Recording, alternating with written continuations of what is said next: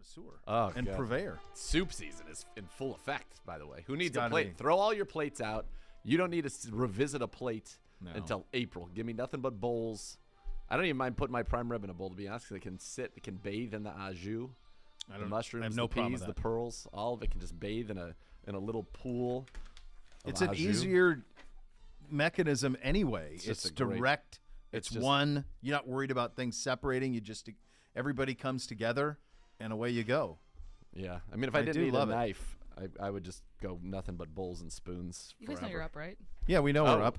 I mean, of course, this is the show. This is great content. This is the show Yeah. on a Thursday. My bad, my bad. By the way, we got an incredible. Was that over the air, Madison? Did anybody hear you say you guys know you're up? Oh, yeah. That's awesome. Yep. Yeah, we know. Yeah, we we're know. well aware.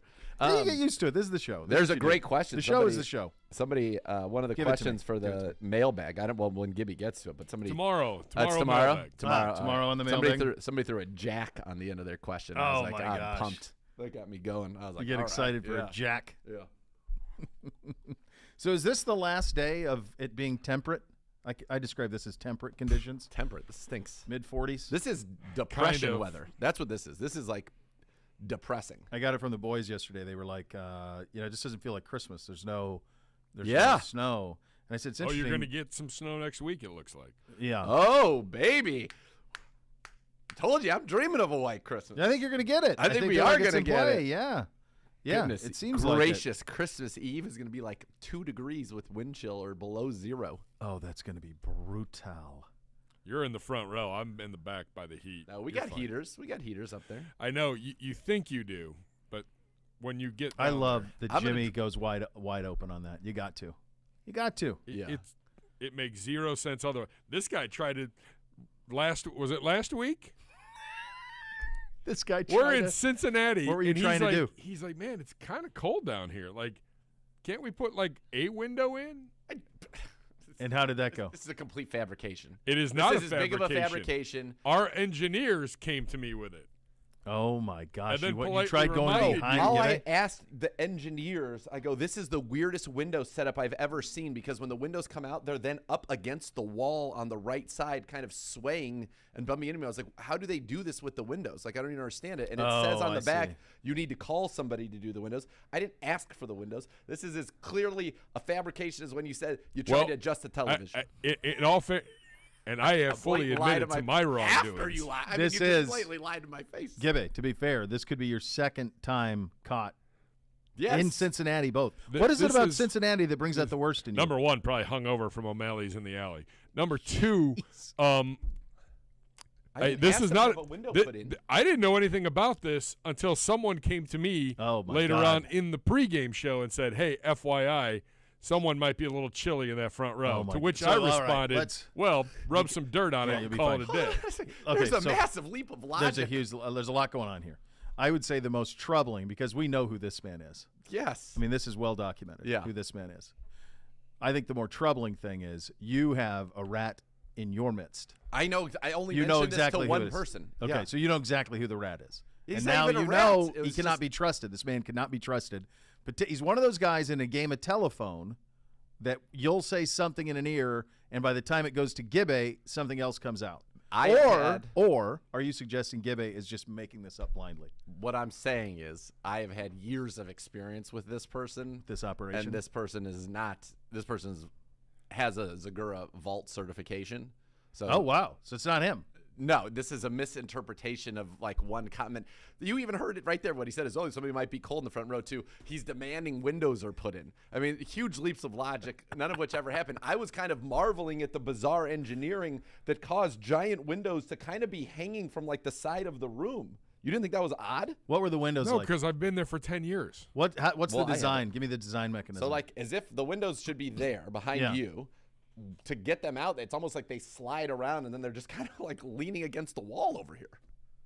Oh, they don't come out like, you know. They don't go up or They no. go slide and then to the side. It's on a top and bottom track until you Oh, make I the see. turn, and then it's just a top, and they're just hang and They just hang. sway, which is perfect for Cincinnati and makes total sense. It does. Yeah.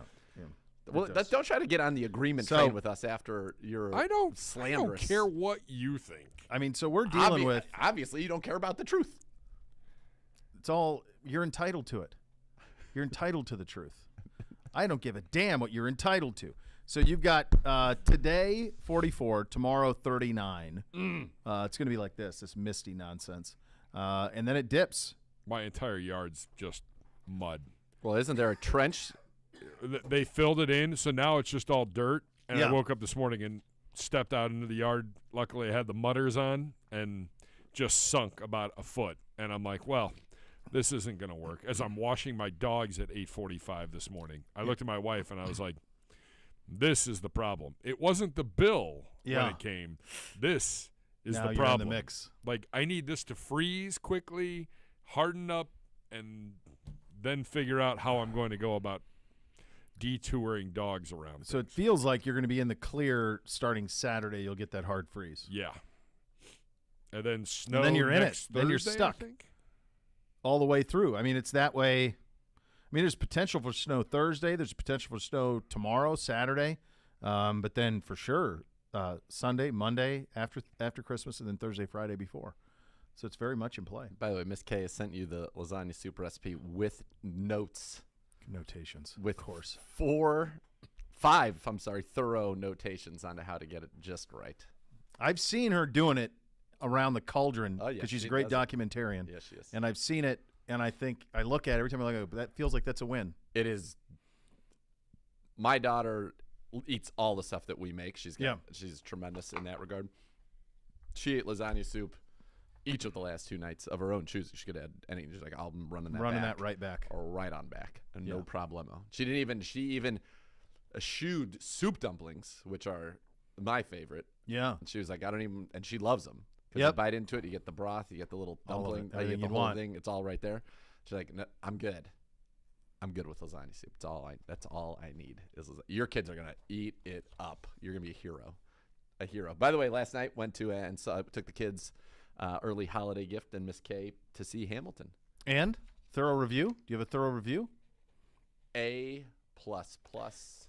Did you know that he died? Yes. Okay. Yeah. Aaron Burr. Sir.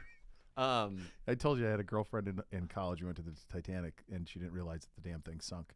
Oh, gosh. We didn't last much longer. It's kind of the end of the road at that point. Yeah. I was mocking her. She's bawling. I'm like, you didn't realize the boat sunk? Like, that's the end game. That has to be the end game. Yeah, it's the Titanic. It's the Titanic. I've never seen It's Titanic. documented. You've never seen it? Fine. Nope. I don't know that you're missing anything. It's fine. It's 3 hours, and I know what happens at the end. Yeah. It's fine. It's not one that you feel like. I mean, I can't even tell you I think I've probably only seen it once in my life. Was this high school? And it was probably high school or college? It had to be freshman college. year of college. And you probably saw it because of a woman. Yes, the woman who didn't know that it was Titanic. She had a crush on DiCaprio, and the song. That was it. That's why we went. Yeah. That's right. That's it. I would say I've only seen it once, start to back in the theater that time, and that's it. And then I've seen parts of it. I've had a relationship end as a result of going to a movie as well. What was the movie? I believe I was I want to say sophomore in high school, maybe. Okay. And I was taken, which was a good sign initially, to the movie by a girl. Sophie was her name. The film in question was Sliver. Thank you very much. And we went with her mom chaperoning us. And after sitting through... Did you know what you were getting into? I did. But I didn't know that her mom was. Mom? I didn't know the mom was going to be there. That wasn't. This was all her suggestion. Never mentioned the mom, and then all of a sudden, mom sits down next to us, and I'm just like, way. By the end of that movie, weren't you like, I got to go? I went to the bathroom. Can we go? I went to the bathroom. Can we go anywhere else? Like any other movie that's playing? Speed 2. Pick something. As soon as anything started, I was out. I was in the concessions. I was at the bathroom. I came back. We left. There's a lot going on in that. A lot. Yeah, it broke some barriers at the time. Yeah, that was her follow up to Basic Instinct. That's right. Yeah, and there was one of the Baldwin, all of him, and after that, the awkwardness of just I couldn't. How could you show up at their house? I can't even talk to you anymore. No. Listen, the craziest thing is that it was her suggestion. I was going to joke and say Boogie Nights, but that at least you would have known what was in the brochure. Like this, if you didn't, this wasn't like a big, everybody knew what it was about situation. You didn't know, you did, but the mom would not have known what it was about. No, the mom did The not mom know. knew no and clue. She was from a very religious family. The mom was unhappy. Oh, I'm no. awkward. Like, you didn't even get the benefit of going to that Oh, movie. no. You know what I mean? It was awful. Relationship over. Yeah, that's done. It's a wrap. It's unbelievable. Unchaperoned could have been the start of a great relationship. There's another one I haven't seen in 30 years. I've saw it once. I don't have any interest in seeing it again. That's it. It's a wrap. Oh, my goodness. Ruined a great thing. For sure. Today is the last day of practice for the fellas. This is your Friday practice for your Cleveland Browns. He's, Gibbe would have sat there with a smile on his face and loved every single second. What do you think about that one, Mom? You're familiar with that film? Yes. Yeah. Oh, yeah. Yeah. That never shows up on basic cable. I've never seen it on extended cable. I've never either. seen it on anything. Never. It's almost I like don't they're know that like, I don't know that I've even. Yeah, truly. I haven't since come I across saw it. I haven't Same. seen it. Same. Yeah. The other one pops the around. precursor, sure. Yeah, you'll see that from time to time. Not It's actually that a good movie. The first one's great. It's a great movie. Yeah.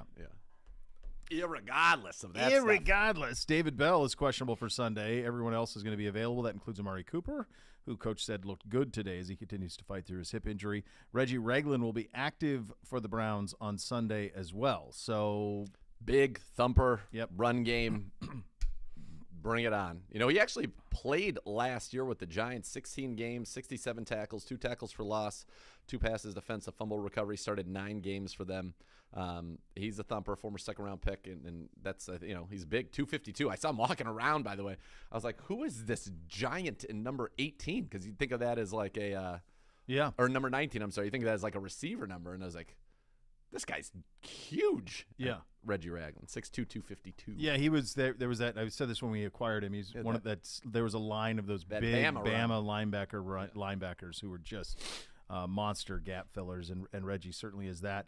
On the Ravens side of things, Tyler Huntley was at today's walkthrough. He's on track to play on Saturday, but Anthony Brown out of Oregon, if not him. Huntley's proven more than capable. More than capable of that game-winning drive. Last time we saw him at First Energy Stadium, he went against the Browns, filling in for Lamar, 27-38, 70% completions, 270, a touchdown, 6 carries, 45 yards. The Browns would win the game 24-22, partly because he lost 2 fumbles, one of them a sack strip fumble that was picked up and taken to the house by Mr. Myles Garrett.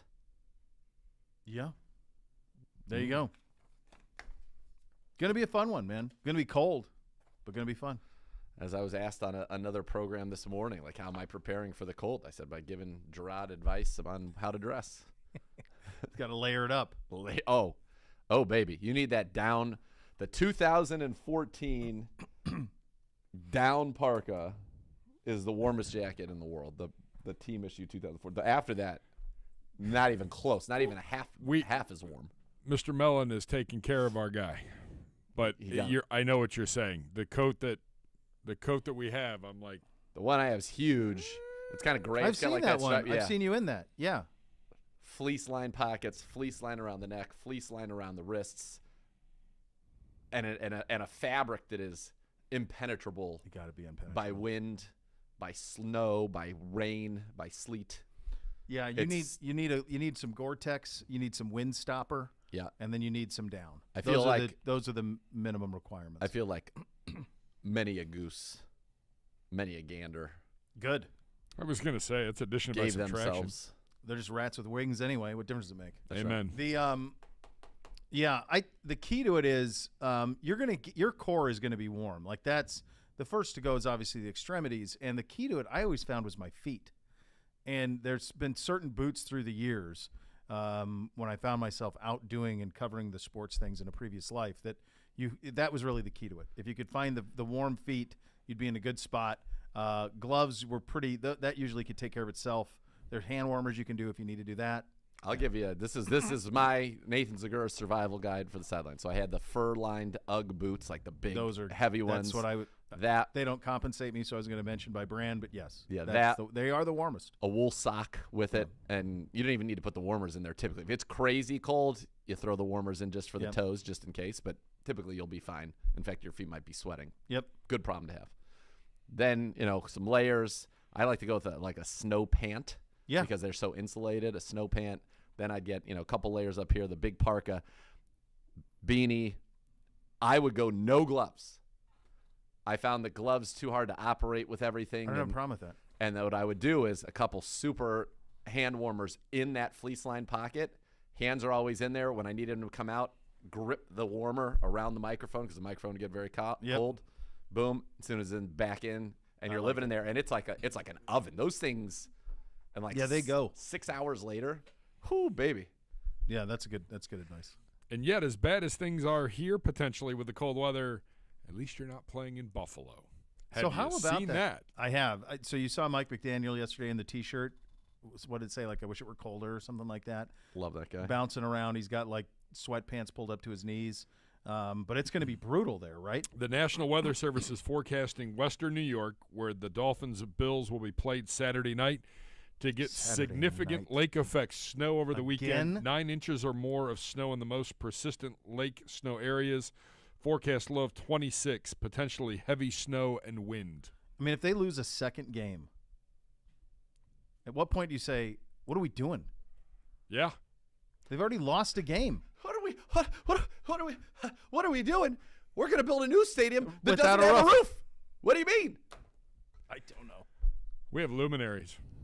We do? Yeah. Would you like a luminary next? I would like a I luminary. Would, sure. Drew Petzing next. All the T's that you need. Quarterback coach. You have that looking forward to, which is nice. We're off and running here. Cleveland Browns Daily. Brought to you by Ballybet on 850 ESPN Cleveland.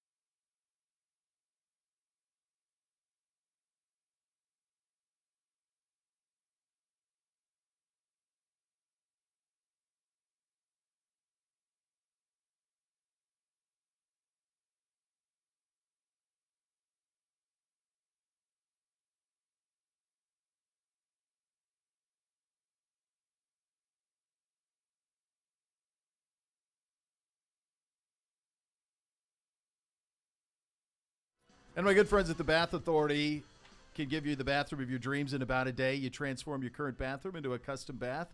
Make it feel like a spa. Let the Bath Authority make it a reality for you at a fraction of the cost of the competitors. The Bath Authority is Cleveland's premier bath and shower remodeler. They are experts and factory-trained installers. You give them a call now at 216-220-8399. You get $500 off your next custom bath or shower remodel. Check them out at thebathauthority.com. It's where affordability meets quality. Enormous selection of bath projects are all made in the United States. Change your bathroom from outdated to outstanding in about a day. Superior products with expert installers at thebathauthority.com. We're joined now live in studio. Drew Petzing joining us, quarterback coach. Good to see you, man. Yeah, appreciate it. Thanks for having me.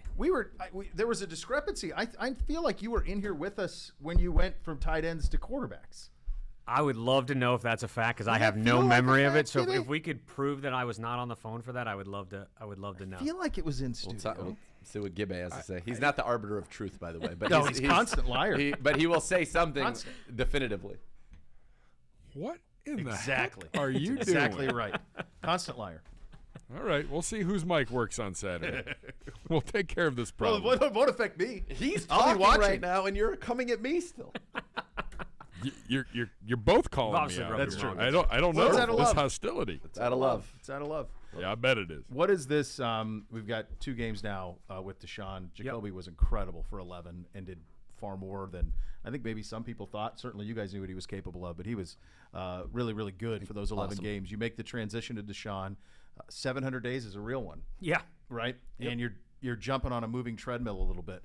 What are you seeing from progression with him from week 1 to week 2 and now as we head into week 3? Yeah, I think it's even from week 1 to week 2, you saw a pretty significant jump in just his comfortability playing the game, sitting in the pocket, decision-making, operation in and out of the huddle, going through progressions, and then just the physical aspect of putting the ball where it needed to be for guys down the field. I thought you saw a lot of jumps and certainly need to see more as we move forward, and I think he knows that, and he's working really hard to make that happen. So it was good to see and looking forward to seeing it continue.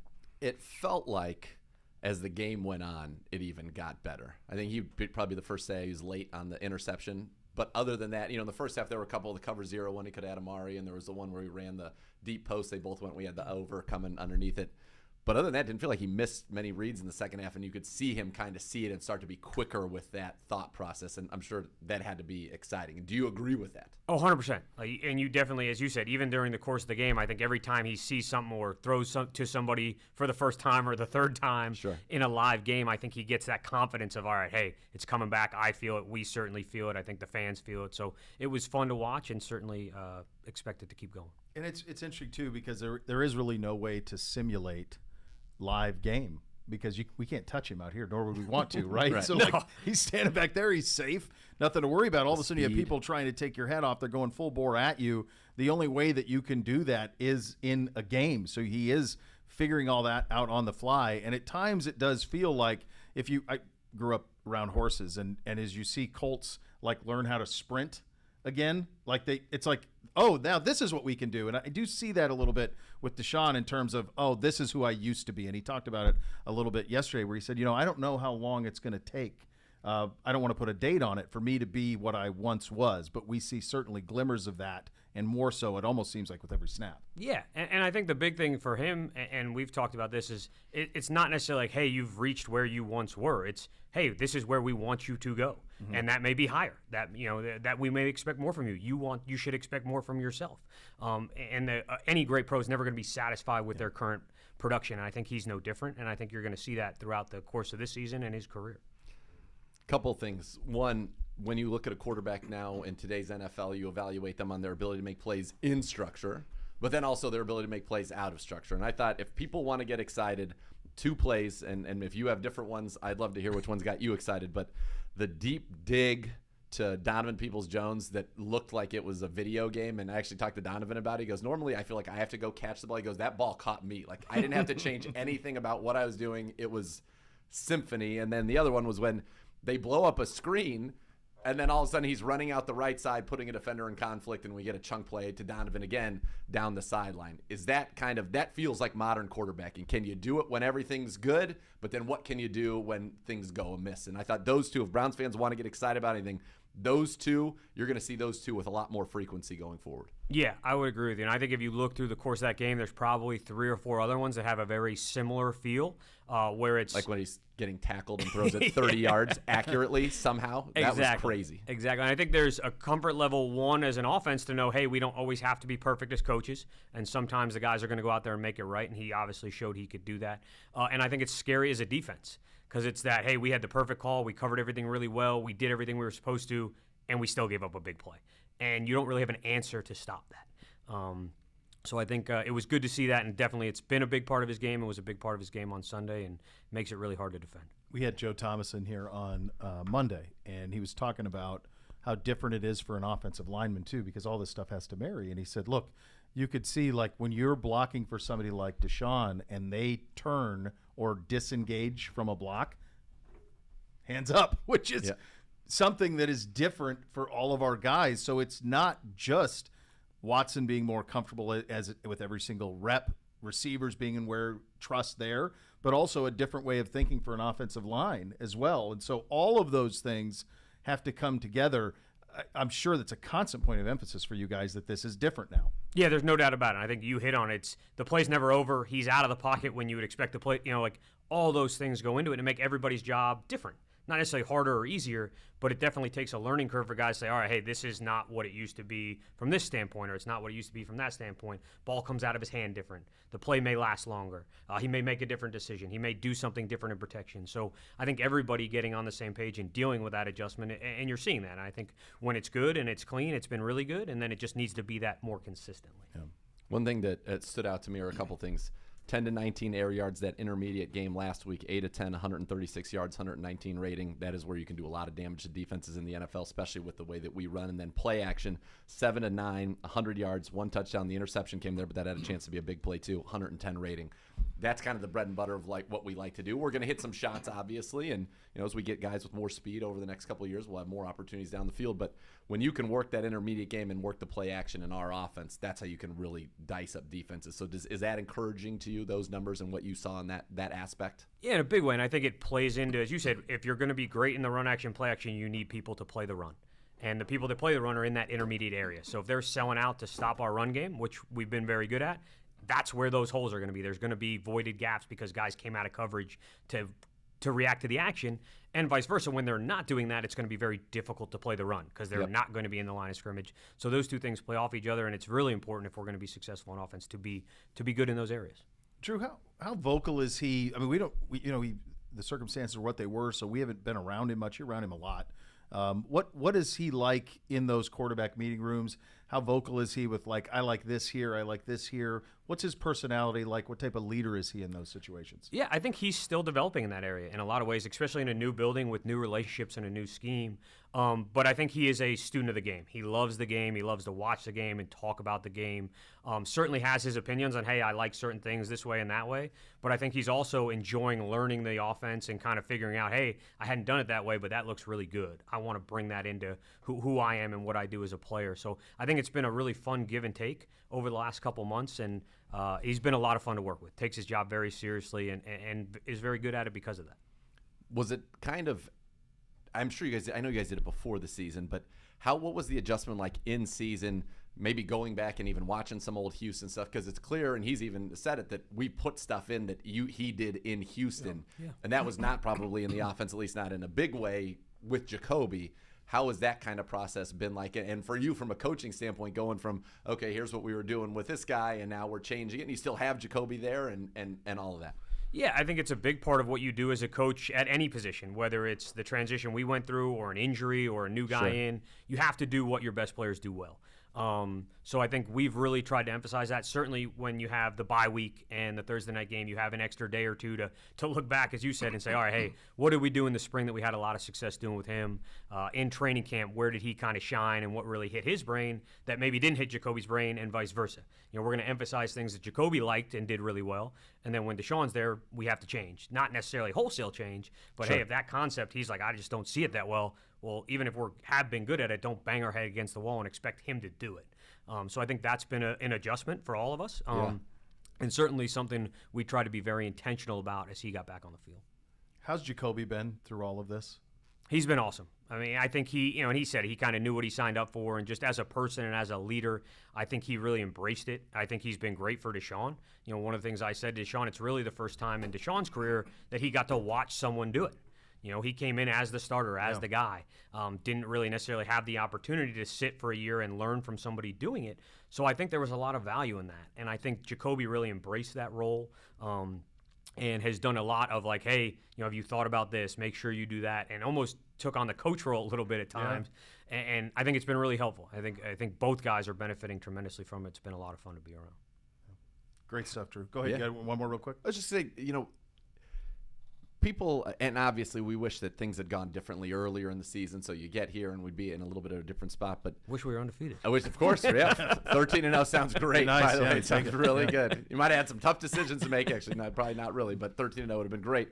But help people understand, or even help us understand, when you have somebody come in to play quarterback like this that hasn't done it in 700 days in the middle of a season, games 12 and 13. It's kind of preseason in a way, right? When other teams are at full midseason form and trying to adjust with that. 1-1, you'll take it and had chances certainly against Cincinnati to go 2-0 in those games. But what is that actually like? And if injury's one thing because it's a guy that's been here with you all year in most cases. This is a totally unique situation, I think, in a lot of ways. What's that kind of been like, even through your eyes or even through the players' eyes? Yeah, I would imagine. I mean, certainly from us, it was a big transition. I'm sure the players feel that as well. I think the thing that you kind of hit on, the scheme, the language, all of it, is you forget that Week 13 isn't Week 13.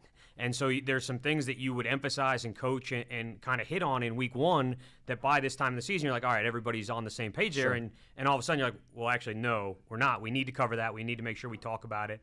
And that can be things such as cadence or little details on routes or run checks and all that little nuance that you've kind of built up over the course of 13 weeks. Like things in the offense may have changed. Like, hey, we're gonna shorten that play call, or we're gonna adjust how we do that.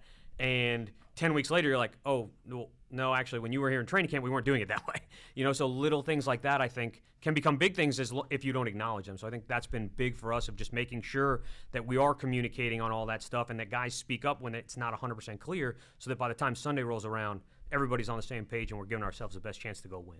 And to that point, it felt like against Houston, because he's experiencing speed he hasn't experienced in a long time. It felt like sometimes his drops were really fast, and sometimes they were a little slower, and sometimes they were deeper than it looked like it was supposed to be. But it felt like in this game, it was much more in sync. And that's just a little thing that you would – Jacoby's drops are going to be incredibly consistent at this point in the season. Everybody knows the rhythm on every different play.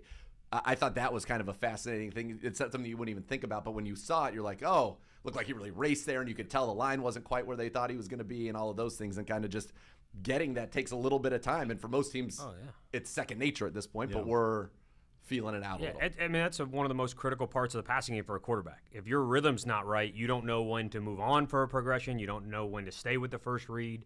So just finding that consistency is extremely important, not only for the play, but for your decision making. Because your feet and how you play the game at quarterback all process together to why and when you do things with the ball. So I think that's been a major point of emphasis over these last 2 weeks, and will continue to be as we work through the season. No blueprint for any of this. So, I mean, this is a whole new thing for all of it, man. We're glad you're shepherding us through it. Thank you so much for your time today. Appreciate you a great deal, Drew. Yeah, appreciate it, guys. Thanks a lot for having me. Yeah, Drew Petzing in studio with us. Cleveland Browns Daily brought to you by Ballybet, coming soon to Ohio on 850 ESPN Cleveland.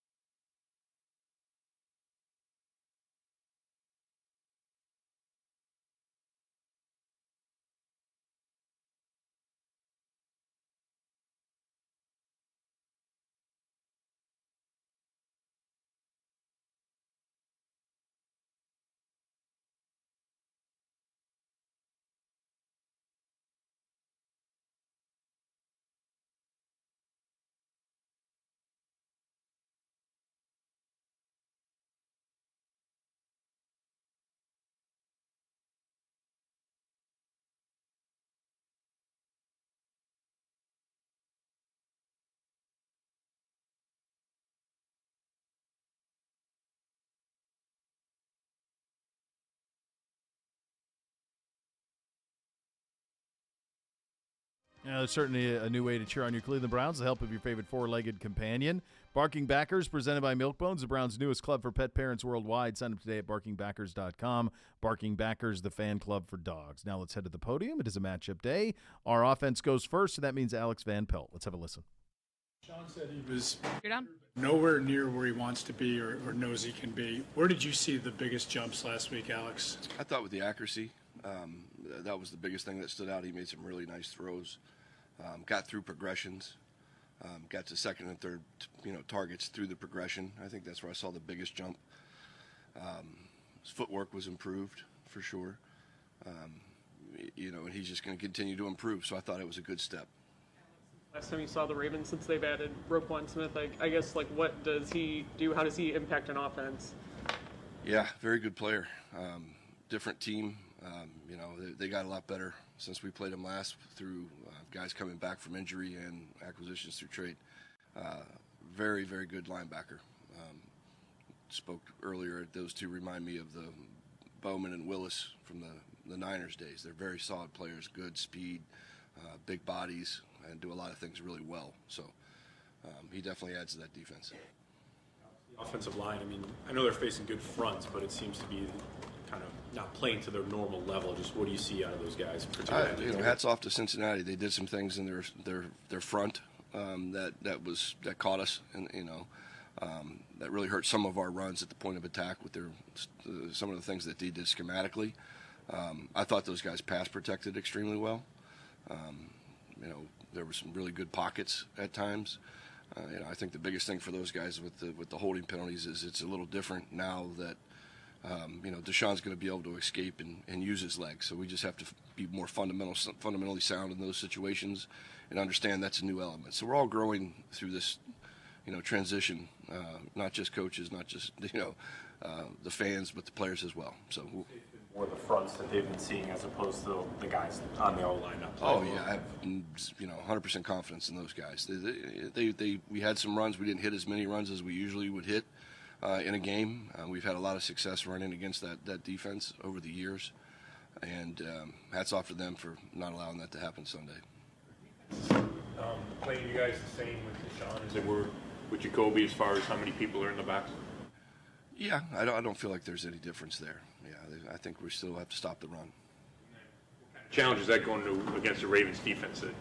Run defense is probably top 5. Yeah, no, they're a very good defense. Huge challenge for us offensively. We talked to the offense early in the week that, again, they got better since the last time we played them through healthy bodies and trades. So we understand it's going to be a big challenge for us offensively. We have to play at our best. I know Watson's played the Ravens a couple times in his career, but now that he's going to see him twice a year, what are your biggest pieces of advice or coaching points for facing that defense? Just play on time, I think, is the biggest one, especially in the pass game. 10 seconds. Yourself, the ball needs to come out. They have good pass rushers up front. They have a good pressure package, bringing from a lot of different looks. So us understanding the pressure package and where the ball needs to go, timely matter, would be one of the things that we'll talk about this week. Crap. All right, time for the matchup, our offense versus the Ravens defense. And for the specifics and the particulars, we go to Dr. Z. The Ravens are good. Yeah, they are. They are good on defense. In fact, since acquiring Roquan Smith in Week 9, here's where they rank in the following categories, Mr. Bishop. Points per game, 13.4. Second. Yep. Yards per game, 276. Third. Yep. Rush yards per game, 55. First. Yards per carry, 2.8. First. Opponent third down percentage, 28%. First.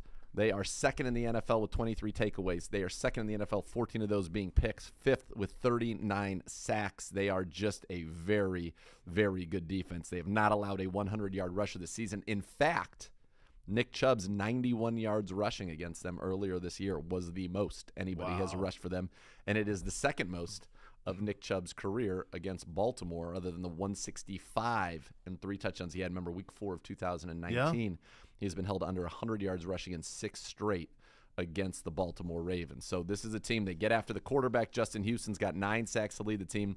Only 1 half sack, though, in his last 4 games. He had 2 against us in the first meeting. Calais Campbell had a sack and a forced fumble against us in that first meeting. Campbell, the next sack for him will be the 100th of his illustrious career. They have 3 guys with more than 90 sacks. So to put in perspective, Miles has been great. That's crazy. He's over 70 now. Yeah. They have 3 guys over 90. Jason Pierre-Paul Campbell's at 99. Justin Houston's at 111 career sacks. Yeah, he had some monster years. Jason Pierre-Paul has 93.5 career sacks. 3 guys with 90 or more, which is insane. Justin Houston, by the way, if he gets a sack, his next one will be his 10th this season, which would be the first Raven since T. Sizzle in 2017 to have double-digit sacks in a season. Remember, they had Matthew Judon, but he was maxed out around 9 with them. Good corners, Humphrey and Marcus Peters. Great safety in Marcus Williams. Marcus Williams, in 6 games, has 4 picks, 6 passes defense, and when he's in coverage, he's giving up a quarterback rating when targeted of 36. Stay away. Yeah. He's been pretty good. Roquan Smith is the only player in the NFL with 3 interceptions, 4 sacks this year. Oh, by the way, he already has 120 tackles on the season if you combine what he's done with Chicago and with Baltimore. Patrick Queen has been great. He's got 91 tackles, which leads Baltimore just in Baltimore time.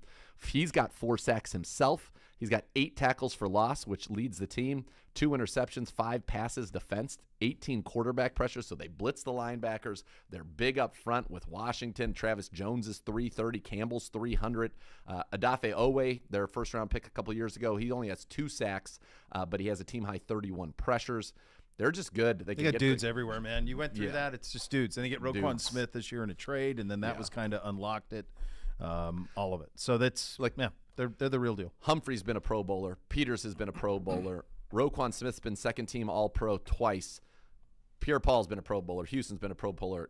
Calais Campbell's been a Pro Bowler, I think, 6 times in his career. Yeah, they've got just a lot of guys that can make plays at all 3 levels of the defense. So they're tough. So our offense, we're going to have to try to get Nick Chubb going. Obviously, Deshaun looked better. Watson has played Baltimore twice in his career, 0-2. Lost 41-7 in 2019, lost 33-16 in 2020. In those games, 66% completions, 222 yards a game, 1 touchdown, 2 picks, 10 sacks, a 78 quarterback rating. They sacked us 5 times in the first meeting as well against Jacoby. But, DPJ has been over 70 yards in the last 2 against Baltimore. He's having a career year. Njoku has been great for you. Amari's been good. You're going to need that big 3 along with Nick Chubb. The thing that's wild is Kareem Hunt's stats, I feel like, have been basically the same all season. They have not really progressed. Last week, 12 total yards.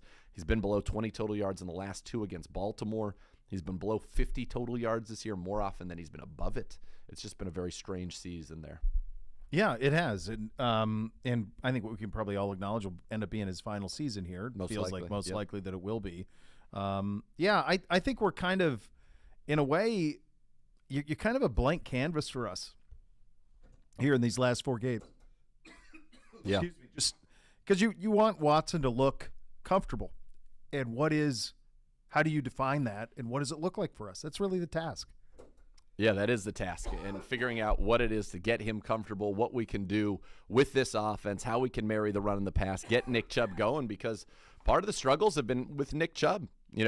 Nick Chubb had 4 100-yard games in the first 5 games. He's had 1 100-yard game in the last 5 games, and so that's been tough. We've stalled out a little bit in terms of what we're able to do there. He's still at 1,153 yards rushing, 3rd this year, 12 touchdowns, 2nd, 5 yards per carry. His 36 runs of 10 or more yards leads the NFL. But you got to get that going. That helps him get comfortable because, we found those numbers about Deshaun off of play action was very effective, getting to that intermediate zone there. You okay?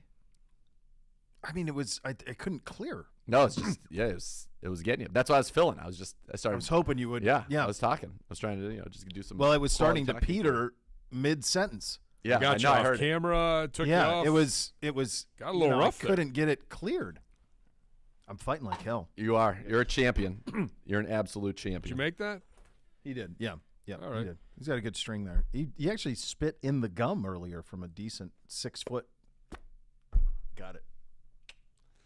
Down well, south, that's good because I don't want to pick it up after you leave.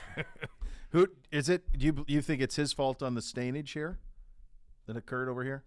I don't know. I don't know what that is. That looks to me to be somebody, and I'm going to be able to eliminate myself from consideration. That looks to be somebody who would coffee. That has a big coffee look to me. Yeah, I don't. It's a lot of dripping. And I'm not quite sure what all that is. I mean, if we're lining up the suspects, number one suspects, Mo Pedman. Well, I mean, there is a chair that's grooved to him.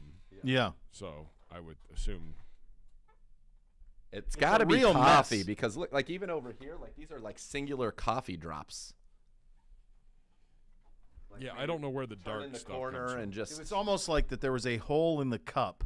Yeah. And like maybe you sat down, hole in the cup. Oh God.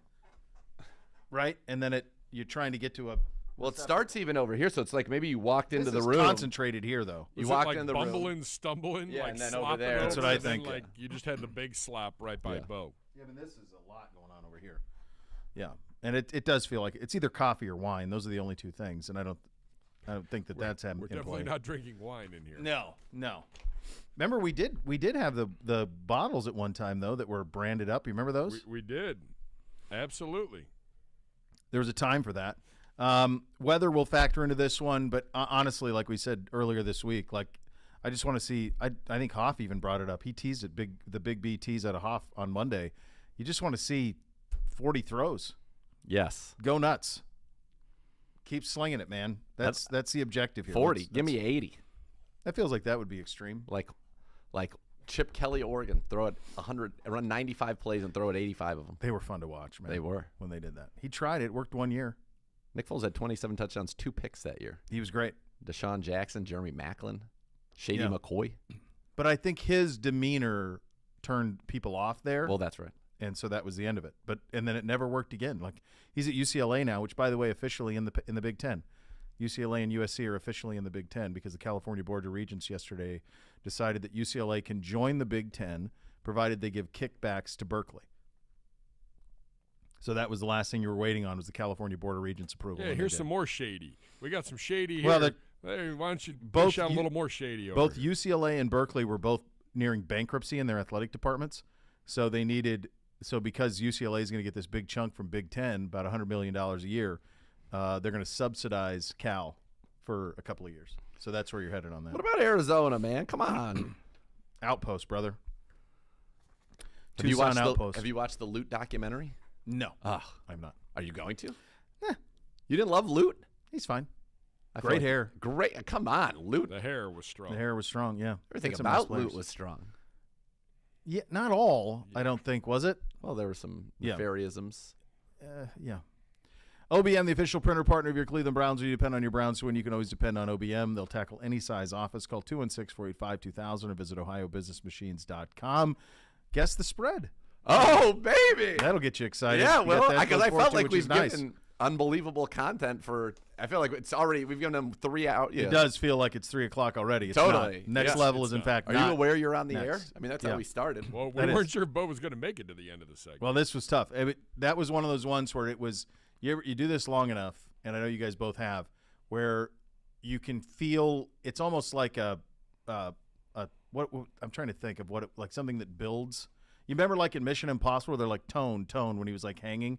That's what it felt like. It just kept going right to there, and it was going to break. Yeah. And you just had to gather for a second in order for it not to. But gather Welcome you back. did. We missed you. Gather. It's you good to did. be here. I would have done whatever it took to save you, just so you know that. Within reason. Whatever it took.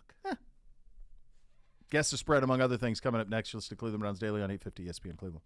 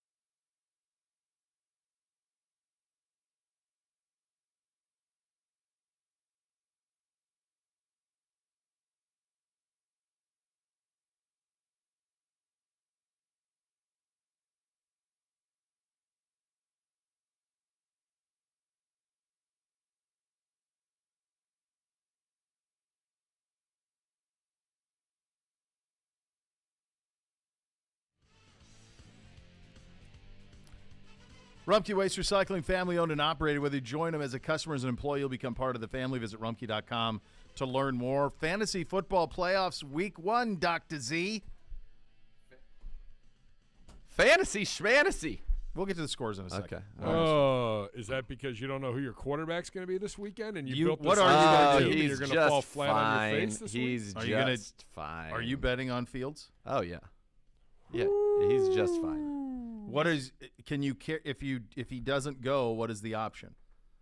I have Huntley because I had Lamar, and then I could consider the notion of starting Matt Ryan in an important game sounds terrifying. Boy, you've built this all-star team, and it's all going to come down. Is this the All-Star team? Yeah, He loves it. He's so excited about it. I know. I was just texting the guy. We just got the game preview where I'm playing my buddy Tom McCarthy, not the play-by-play Tom McCarthy, but another Tom McCarthy in the AFFL. And they just sent out the thing.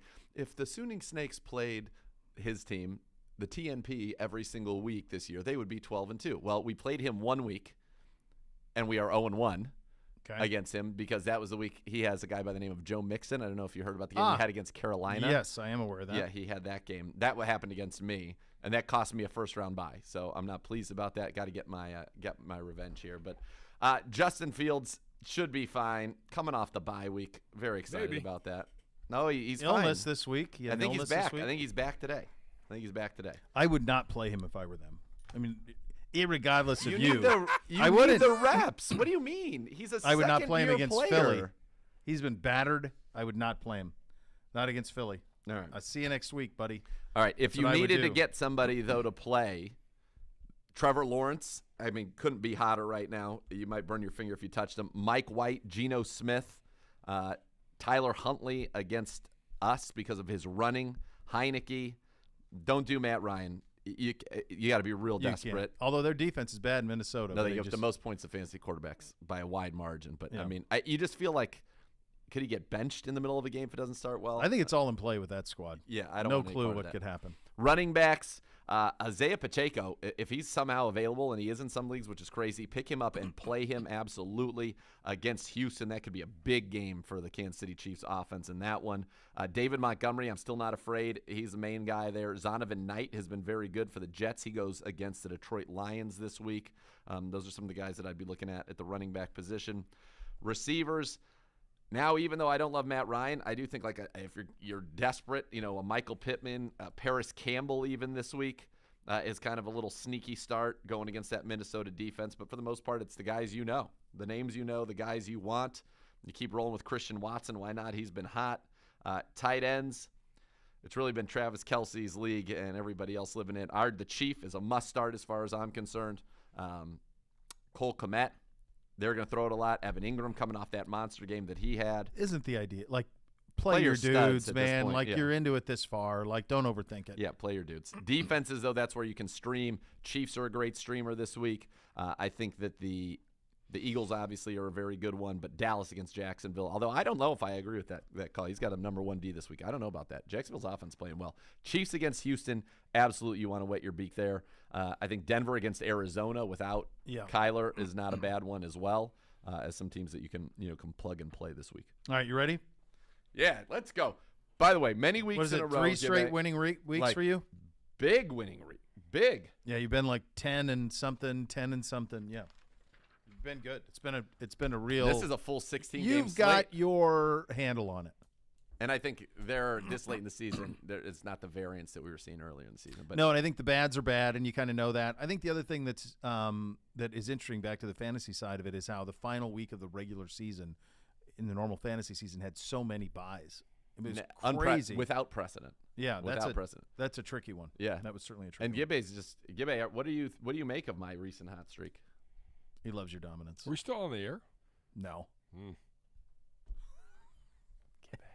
Get aboard, Gibbe. Are we still on the Get aboard. Still on Hey, air? I have given every week that you have knocked it out of the park. I have more than given you your props. Thank you, Gibbe.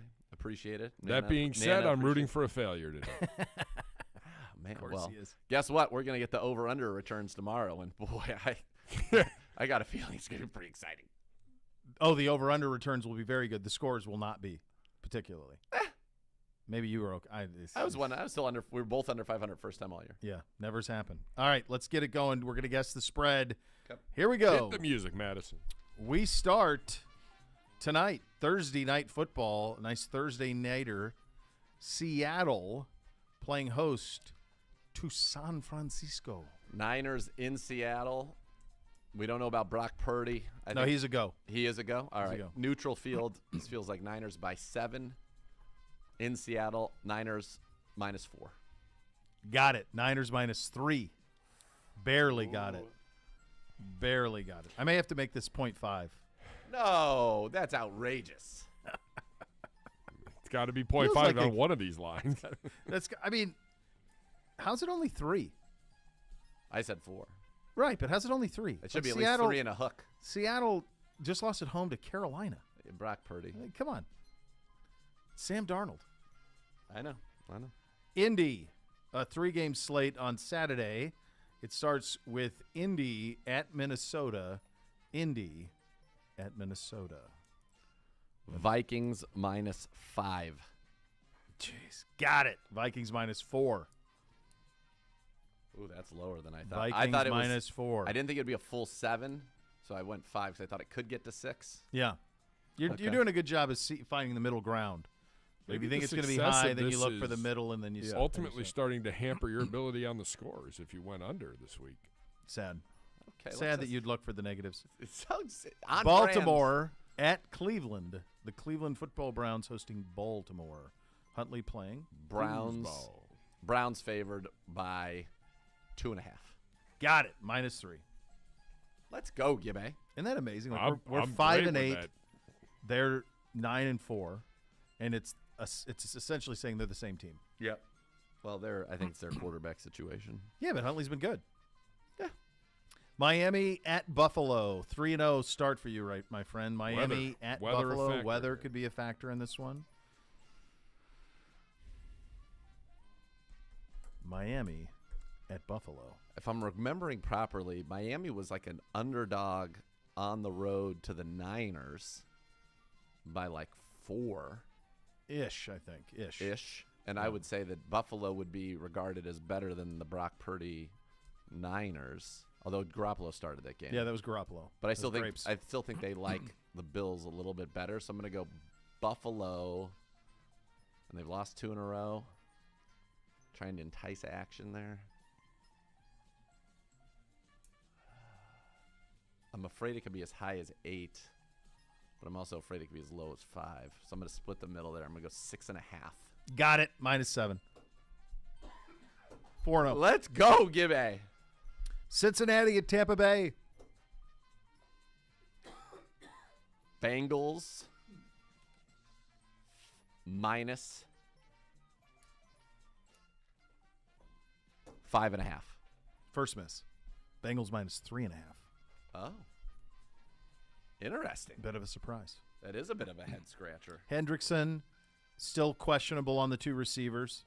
Yeah, I should have thought about the injuries. I went a little. Tampa Bay's terrible, though. Yeah, they're awful. Come on. They got slumped. Yeah. Philly at Chicago. Philly, I don't think it'd be 10, but I also don't think it'd be 6. So Philly -8. Got it. Philly -9. It's an incredible run out of you. Atlanta at New Orleans. This would be Desmond Ridder against Andy Dalton. I don't have a feel for this at all, so I'm just going to go standard New Orleans -3. Got it. New Orleans -4. It's an incredible situation what we have. You've got a handle on this. I mean, we're going to have to make these a half point. Detroit at the Jets. I'm like over, I think. Well, I think that you're the type of guy who needs to be constantly pressed. Pedro taught me that. Constantly ridden. That's how you get the best out of you. Detroit at the Jets. I think Detroit's going to be favored. Detroit -2. Jets -1. Wow. Yeah. Really? That's and we don't know who's playing. Like, is Mike White going to play? I think so. He must. Pittsburgh at Carolina. Pittsburgh Steelers at Carolina. Pittsburgh at Carolina. Sounds like it's going to be Mason Rudolph. If you listen to Brooke Pryor all day today, it feels like it'll be Mason Rudolph. Not Mitch. They want to run Mitch out on a rail. Well, Mitch threw 3 picks. Carolina in relief last week. Probably cost him. Carolina -1. Oh, Carolina -3. Sad. Dallas at Jacksonville. Dallas Cowboys at Jacksonville Jaguars. Ugh, Dallas city. -4. On it, exactly. There we go. Dallas -4. Kansas City at Houston. Kansas City at Houston. This is going to be a number. It is going to be a number. All right. Dallas was 17 at home, and they covered 17.5 at home. Yeah. This is the Chiefs on the road. But you guys know that ain't much. Kansas City -15. Yes, -14. Woo! 8-3. Okay.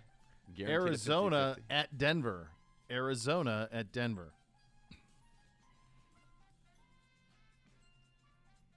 Love the music. Denver minus. That's the inmate game of the week, I think. Denver minus. There's 12 inmate. This is a brutal slate. Denver -2.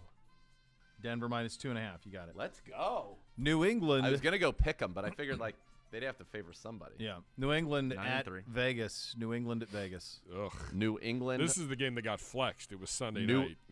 It's another gross game. New England -3. Vegas -1. Tennessee. I've had 2 where I've had the wrong team favored. Yep. Tennessee at Chargers. Tennessee at Los Angeles. Chargers -2.5. Got it. Chargers -3. Giants at Commies. Is that Monday By night? the way, yeah. No, Sunday night. By the way, how quickly do you think a group of average Washington football team fans would have told Snyder and whoever decided to rebrand them the Commies that Commodores would be switched to Commies immediately? Like, how long? Why would you not have thought what that was going to end up being? Insanity. Really, it truly is one of the biggest misses. It's awful. You put your heels in on rebranding for ever.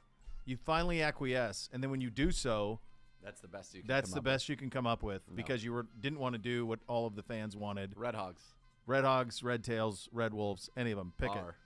All a win. Everybody's a win, and instead, Commies. Idiots. Idiots. Commies -5. Got it. Commies -4.5. So that was a good one because I would have thought that would have been a 3-er, but I know that they hate the Giants, so I threw 2 more on there. They do hate the Giants. They have no use for them. 11-4. This is your best week ever. It's in play. Rammies, just ram it. 1-7 at Green Bay. That's Monday night. Monday night. Green Bay. You Bay. can honestly. So you can watch our game at 4:30. You can watch Miami Buffalo Saturday night. And if you're not into the fantasy stuff, there's really nothing. We'll talk to you next week. There's nothing you need to pay attention to. There's not a single great game in the mix. None. That sucks, too, because we have a Sunday off. Yeah, it's bad. I mean, did you look at this slate of games? Watch a little soccer. Philly at Chicago, Atlanta, Sorry New Orleans, about Morocco. Detroit at the Jets, Pittsburgh, Carolina, Dallas, Jacksonville, Kansas City, Houston, Arizona, Denver, New England, Vegas, Tennessee, and Chargers of the late game. It's brutal. Rammies at Green Bay. Green Bay -8. Got it. Green Bay -7. 12-4. That's an I'm incredible on a heater. It really is. Well, the truth of the matter is the numbers are very much at the normal numbers, and I had a feel for the few ones that would go Vegas zone, and I got those. Yeah, the key, I think, what's happening, you're right, that it's all reverted to the norm. You know, you can start everything off home team getting 3, build off of that slightly, and then there's certain teams that Vegas likes and doesn't like. Like, they hate the Giants. No, we know that. Right, and so I added 2 points are. onto that. Yeah, there's certain ones that they just aren't. 12-4. Good man right there. There he is. Let's Good go. job out of you. All right, we will. Must be smacking.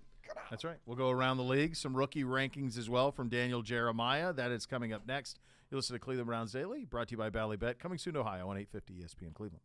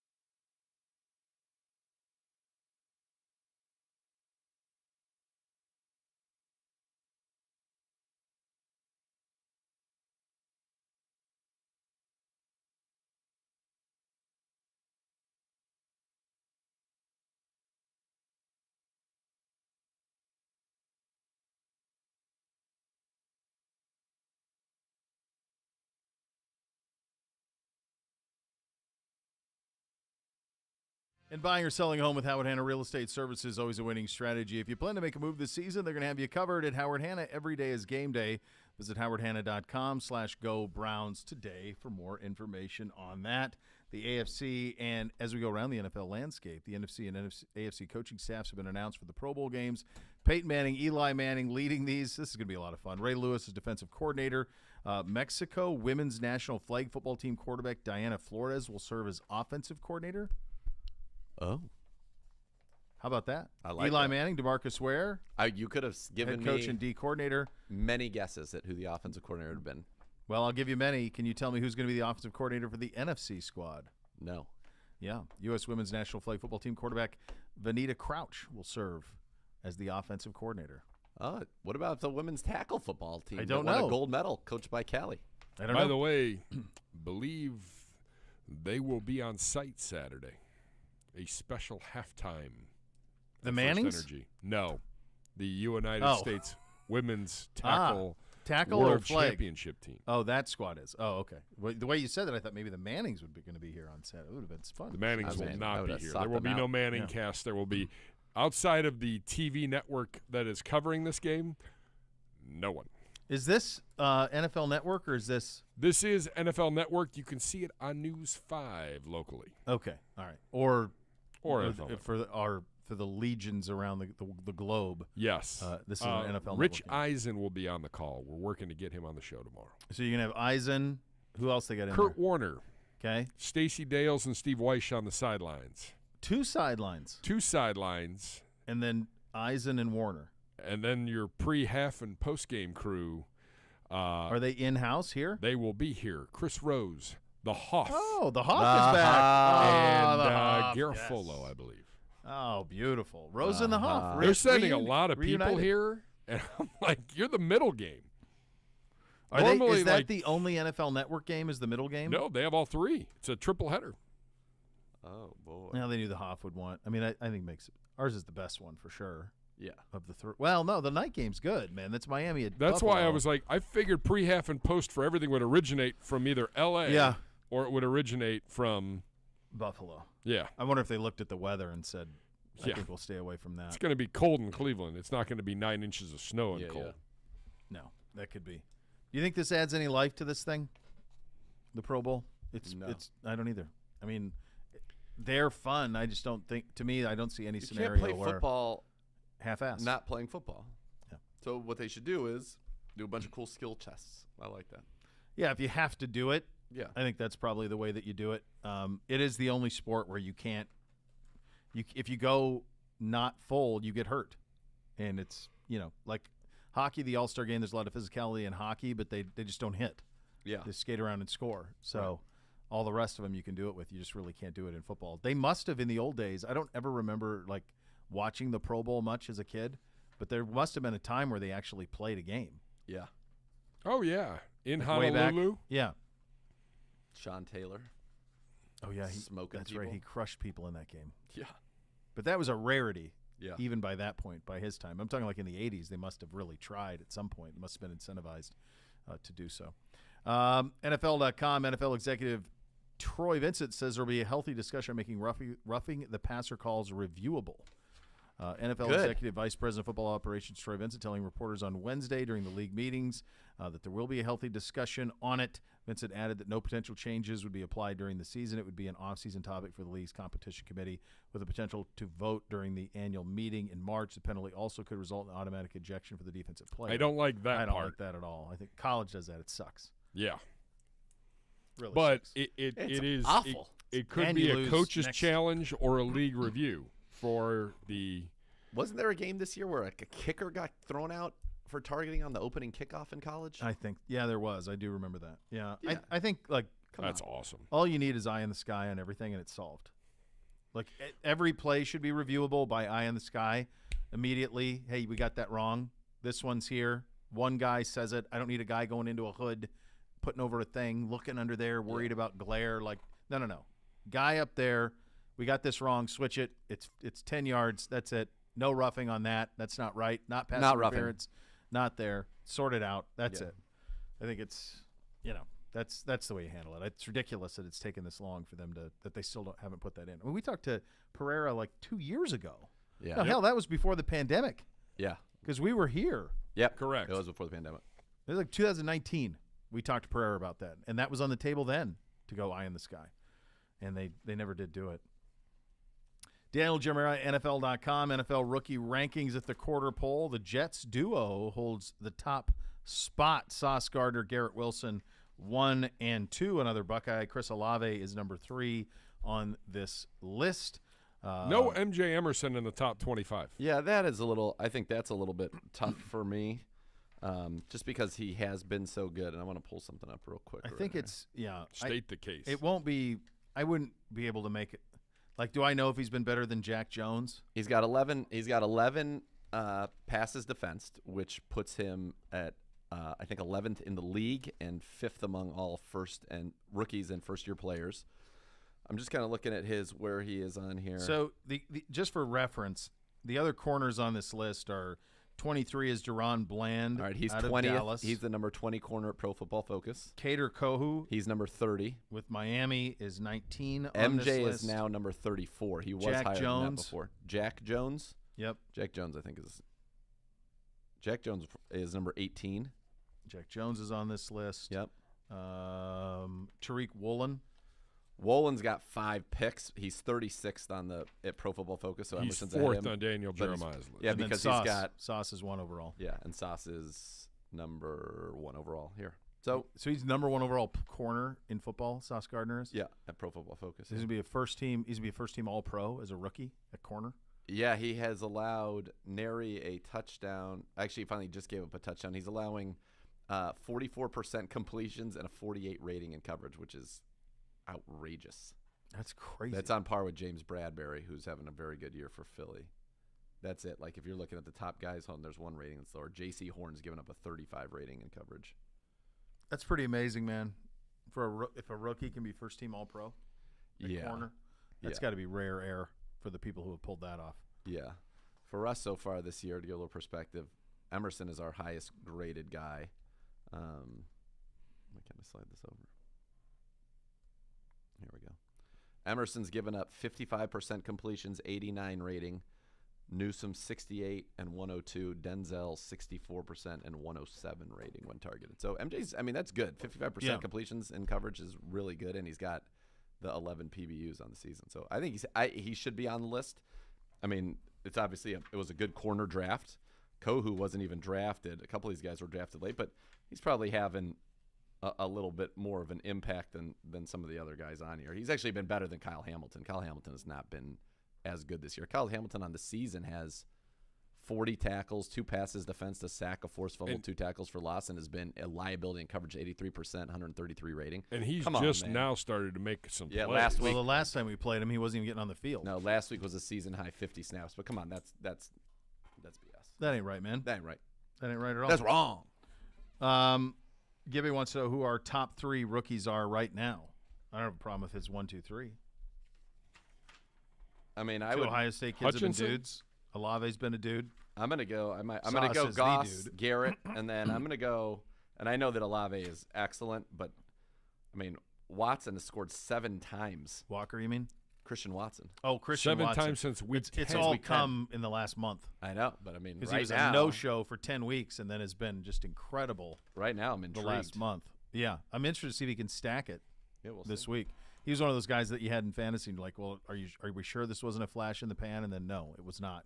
In fact, a flash in the pan. No. I was looking at an early mock draft. McShay, I think, put his out yesterday. Yes. And so, as it stands, the Lions are picking 4th, the Eagles are picking 5th, and so Lions 4th, Eagles 5th, and then Seattle is 2nd. So there's this beast defensive tackle out of Georgia that Seattle he had mocked going number 2. Of course, that's Denver's pick for Russell Wilson. The Lions he had picking C.J. Stroud, who is of course the Rams pick. Which, by the way, I would not do if I were them. I would just roll with Goff and get better and just keep stacking it. I don't love any of these quarterbacks in this draft, including Bryce Young. And then the Rams the Eagles he had picking 5th for the Olave deal. So that's the Olave deal. And he had them taking Bijan Robinson, totally the running forgot back. that they traded a first-round pick this year to move up. Is that guy that good? He's electric. I mean, like for them, like if you think about a team that doesn't really need anything, like it would be an incredible thing for them. Wouldn't you want just another defense? It's not like Miles Sanders has been bad. I think he's just more of a game wrecker type guy, but I wouldn't do it. Like I don't know. I'm trying to think. He's probably more like it's like when the Chiefs took Clyde Edwards-Helaire. It didn't even. He's more physically gifted than Clyde Edwards-Helaire was. All right, so Sanders this year with everything that they're doing in this offense, Miles Sanders has 1,068 yards, 11 touchdowns, is averaging 5.2 yards a carry. Miles Sanders has averaged over 5 yards a carry 3 straight seasons. Like how much better than Miles Sanders is? Did you know that he was the #1 high school running back in the country coming out of high school? Sanders was, yeah. I mean, he's good. Look, I mean, the proof's right there. Proof's in the pudding. I just don't think that if I'm them, I get another defensive stud. Yeah, I wouldn't do it either. It did feel like something that they would have because they have another first-round pick too. Yeah, that they have the luxury to do and would be a full day trying to deal with all of it. But I thought that was interesting. Of those three, New Orleans, Rams, Denver. Obviously, the Rams. Can you have regret? You won a Super Bowl. No regret. So I guess you got to just deal with it, even though there's been no reverberations this year for them. If all of a sudden Stafford hangs it up, McVay retires, Aaron Donald hangs it up, like. You still won a Super Bowl. I still don't think you have any regret. Yeah. But it just would be like. It definitely didn't do what they intended it to do. They thought that it would lead to a run of fans and it's going to be building the brand and all of that, and it's not. It's one and you're out. I feel like either you said this or Gibbe said, like that Florida Marlins team. Yeah, I said that. Yeah. Marlins. Yeah, there's a Marlins feel to it. Like all in and then wait, no one cares anymore. Yeah. He still won. New Orleans for Olave. He's a dude. But you cost yourself a quarterback. Well, maybe So they're picking. They'll pick. What I say? They're picking. He's a dude, but is he like our team game planning for him? I mean, he would probably be more of like. I'm not saying he's going to be this type of player, but he's probably more of like. If Wilson was like Chase, then he was more like Jefferson at Ohio State. I'm not saying he's going to be Justin Jefferson. I'm just saying from a route running, and he's a pro. I mean, he's definitely a pro. I could see him being a Pro Bowler, that type of thing. So Houston's pick #1, Seattle #2, Chicago 3, Lions 4, Eagles 5, which would have been the Saints pick. It reminds me of like a. That's the Olave trade. Yep. It reminds me of like a very poor man's, like Reggie Wayne. I don't know there. No, I don't think so. I think size-wise and stuff, it's not probably quite the same. I'm trying. I mean, he's a very precise route runner guy. Yeah. I love nice. Olave. Yeah, there's a lot to like. He's not as explosive as Wilson though. He's 6'1", 188. Yeah. How big was Reggie Wayne? Was he bigger or smaller? I think he was bigger, wasn't he? Wasn't Reggie bigger? I don't know. Maybe not. I think so. Maybe he wasn't. Maybe he just seemed bigger. I don't know. Reggie Wayne was 6'2", 203. So. Honestly, like Olave's probably more like Marvin Harrison. Marvin Harrison is kind of the similar. Like that's how fluid he is. I just think of like a good. He's route a precise runner, route runner, accumulator, like Route Man Marv's dad. Yeah, the Hoff. Like that's probably Olave's 6'1", 185. I think there's your doppelganger. Not saying he's going to have that career. Sure. He's not going to be catching passes from Manning, but in terms of what he can be, that's probably closest to what it is. And then Denver's a disaster. That Seattle team, which is frisky on defense, is going to add that kid from Georgia. That's going to be, or they're going to get the kid from Bama. They're going to get Will Anderson, or they're going to get the big Jalen Carter from Georgia, one of the two. And then Bryce Young will go one. I mean, the most interesting thing in this draft order is the teams that need quarterbacks. 7 Indy, 8 Vegas potentially with this whole Carr thing. 9 Carolina, 10 Atlanta. I would sit it out. He had like the Richardson kid from Florida going 11. He had Will Levis going 8, the kid out of Kentucky. Let them all get drafted. Come on. I would, if I were a quarterback needy team, I'd say I'll see you next year. You get me Caleb Williams, Drake May, then I'll be in the conversation. I would not. Let's let all the quarterbacks get drafted. So well, they are. We're going to get. Feels like they're gonna. Our second round pick. A little better. I know we're going to get to the combine and everyone's going to say, "Oh, this is a loaded draft." I don't think this is. No, people will talk themselves. They're going to talk them into being real excited about it. Yeah. This is not a baller draft. Yeah, I don't think. I totally forgot too as I go down the list. Right now, if the season were to end today, the Dolphins would have pick 24, except they don't. It's forfeited. There's only 31 picks in the first round. Oh, because the Tampering. tampering. Yeah. I totally forgot that they have to forfeit a first rounder. Yeah. That's a big deal. Yeah, that is a big deal, which was probably orchestrated by the way, Brady got no penalty for that. Did he? No. I don't believe so. Believe he's upright playing, not suspended, not fined, nothing. Kind of like it's like your boy Krzyzewski, who got nothing for Corey Maggette. I don't know what you're talking about. Banner's still hanging. Nothing to see here. Nothing. Let me tell you something. Corey Maggette was a specimen on a different level. I thought he was going to be so much better than he was in the pros. Agreed.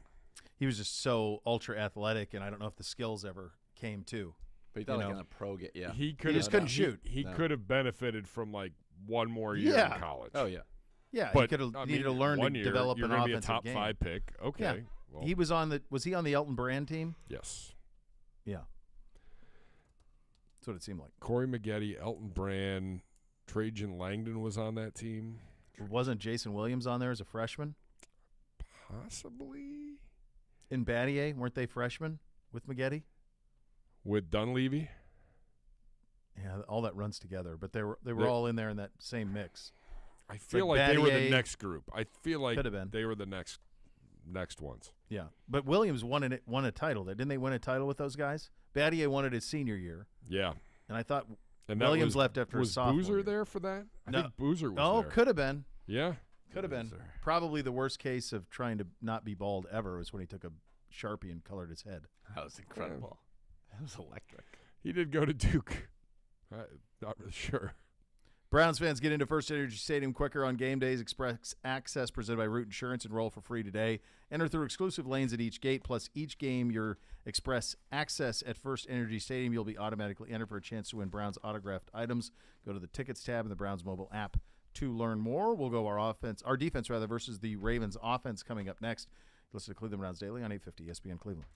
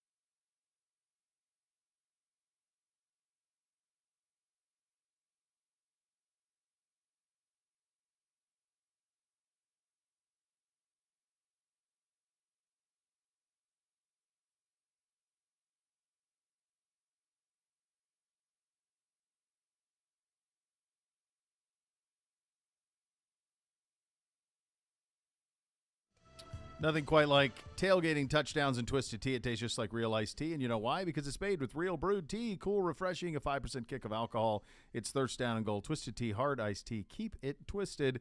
The other side of the matchup is our defense versus the Ravens' offense. Here's Joe Woods. When you don't know you're down. What's going to be, is that a lot of extra, or is the offense close enough that you're just picking other things out? No, we definitely are taking a look at all three quarterbacks. Very similar. I don't feel like the offense changes that much. Just watching the plays, that Huntley had.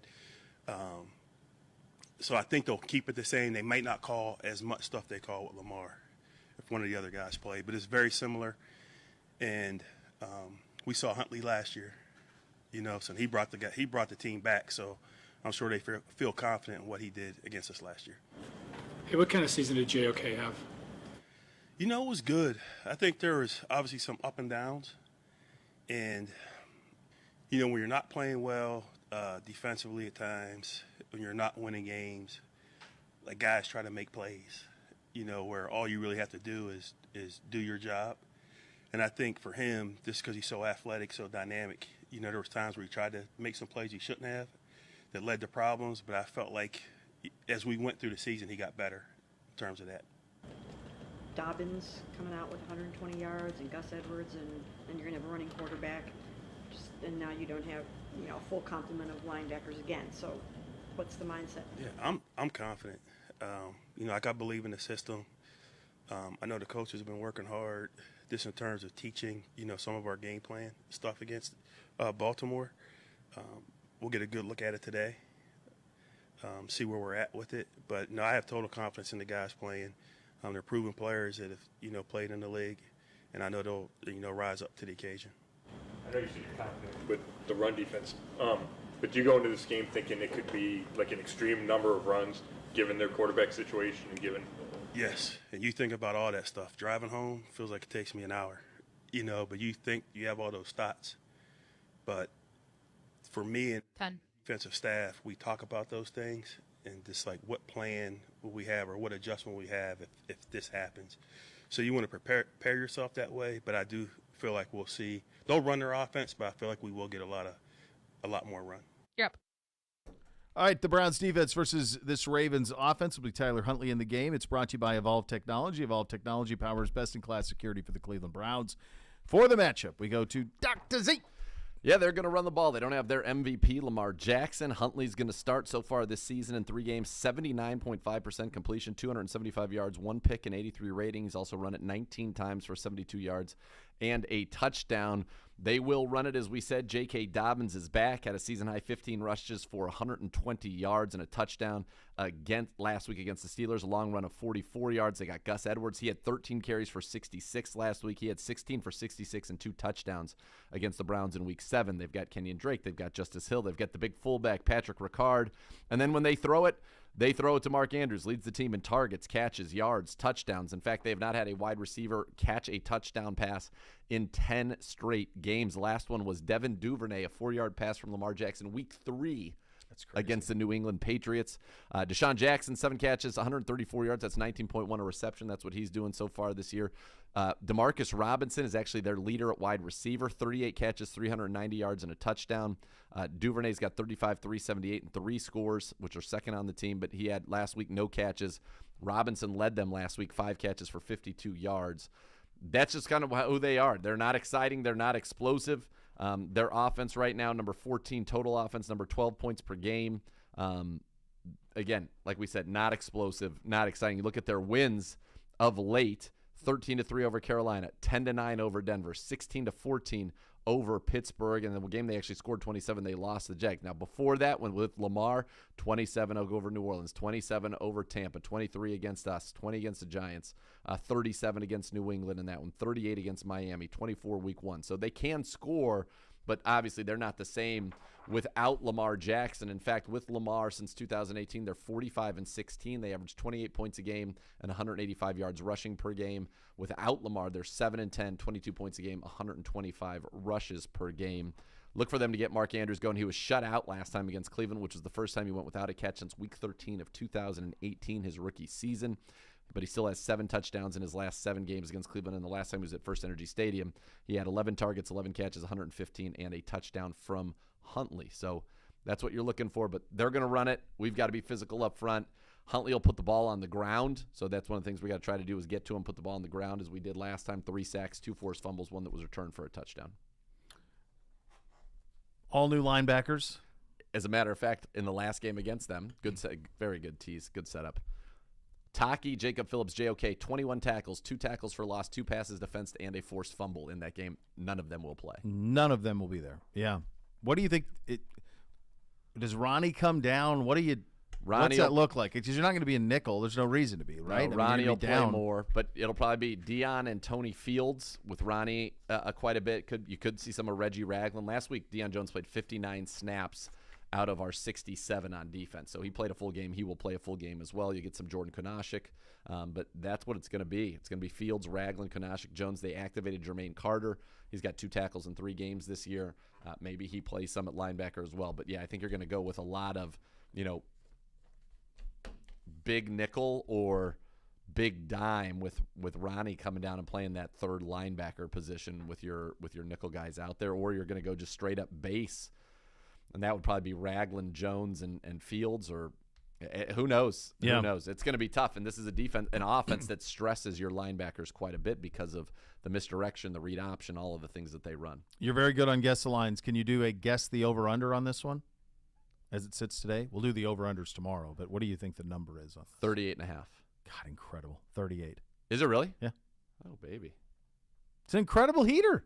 Yeah, that you got to feel for it. That was a definitive 38.5 too. You didn't even think about it. You just away you went. I knew it would be sub 40. Yeah, but I didn't know where. Pretty sure it's the lowest of the week. 38. Not a lot of fireworks expected at First Energy Stadium. Oh, there's a 37.5 involving an AFC North team. 37.5. Who do the Steelers play? Carolina. Yeah, there you go. There's a 36. 36. There's a 36 this week. There are so many inmate games of the week. Arizona. Got it. Got it. You got it, Jack. Arizona at Denver. It's awful. The slate of games are absolutely brutal. There's one tonight, 49ers at Seahawks. We'll do our best. Coming up next, you listen to Cleveland Browns Daily on 850 ESPN Cleveland.